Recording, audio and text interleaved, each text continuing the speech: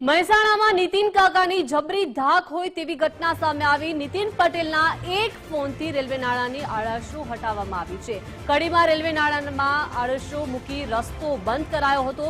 સ્થાનિક વેપારીઓએ નીતિન પટેલને રજૂઆત કરી હતી। વેપારીઓની રજૂઆતોને પગલે નીતિન પટેલે ફોન કર્યો।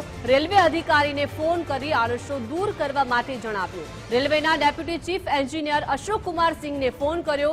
ડેપ્યુટી ચીફ એન્જિનિયરે કહ્યું કે આપ आदेश करो, मुझे क्या करना है, बस आपका आशीर्वाद चाहिए, आवू डेप्यूटी चीफ एंजीनियरे जणाव्યું।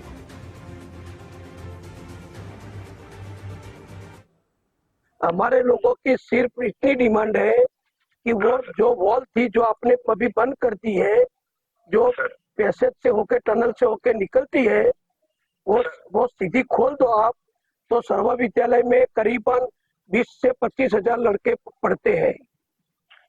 वो मैं करा दूंगा सर। मैं एक्चुअली सर मैं अभी 10 दिन से आए नहीं, मेरे क्या है अंकल गुजर गए थे। Sorry sir.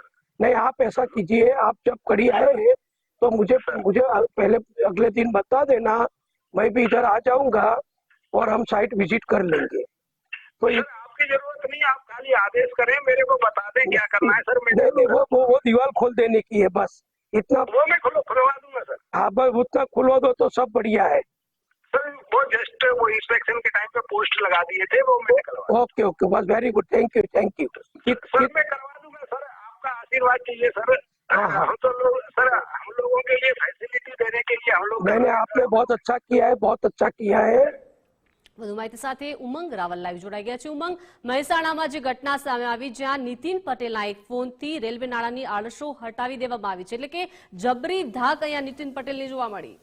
ચોક્કસ છે ને, એટલા માટે જ નીતિન કાકા છે એ ભલે અત્યારે રાજકારણથી થોડા ઘણા આપણને દૂર દેખાતા હોય, પરંતુ એમનું હોમ ટાઉન છે એ કડી અને મહેસાણા, અને એ જગ્યા ઉપર જે વિદ્યાર્થીઓને જ્યાં તકલીફો પડી રહી છે, ત્યાંની જનતાને જે તકલીફો પડી રહી છે, એટલે નીતિનભાઈ પટેલ કે જે પૂર્વ નાયબ મુખ્યમંત્રી રહી ચૂક્યા છે તેઓ ત્યાં પહોંચ્યા। આખો જ જે અંડરપાસ છે એમણે ચાલીને જોયા પછી ખરા અર્થમાં શું પરિસ્થિતિ છે એ એમણે અનુભવ કર્યો, અને અનુભવ કર્યા પછી સીધો જ જે અધિકારી હતા તેમને ફોન લગાડીને કહી દીધું કે ભાઈ હવે આ આડસો છે હટાવી દો, અને આડસો એટલા માટે હટાવી પડશે કારણ કે સર્વોદય વિદ્યાલયમાં જે વિદ્યાર્થીઓ ભણી રહ્યા છે એમને અવર જવર માટે તકલીફ પડી રહી છે। એટલે નીતિન કાકા પહેલેથી જ વિસ્તારની અંદર એમની એક છબી એ પ્રકારે રહી છે, અને એમના જે પણ એમના જે વાત થઈ હોય અથવા તો જે પણ એમને કોઈ અધિકારીને કીધું એને તરત જ એ કામ થયું છે, એટલે એમની ધાક કહીએ કે પછી એમનું જે નેતૃત્વ છે એ પ્રકારનું રહ્યું છે કે અધિકારીઓ છે એમની વાત છે તરત માની લેતા હોય છે। અને આપે જે રીતે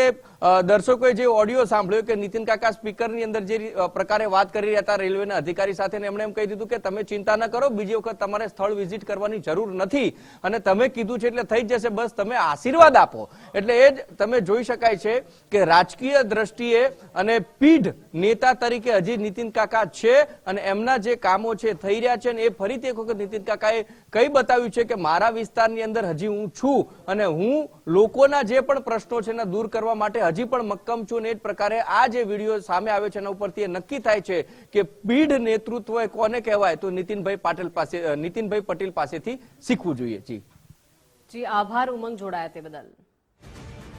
એટલે કે મહેસાણામાં નીતિન પટેલની ધાક જોવા મળી રહી છે। સ્થાનિક લોકોએ અનેક વખત રજૂઆત કરી છે, પરંતુ નીતિન પટેલના એક ફોનથી રેલવે નાળાની આડશો હટાવી દેવામાં આવી છે। કડીમાં રેલવે નાળામાં આડશો મૂકીને રસ્તો બ્લોક કરવામાં આવ્યો હતો, રસ્તો બંધ કરવામાં આવ્યો હતો, જેને લઈને હવે નીતિન પટેલે ફોન કરતા રસ્તો ખોલી દેવામાં આવ્યો છે।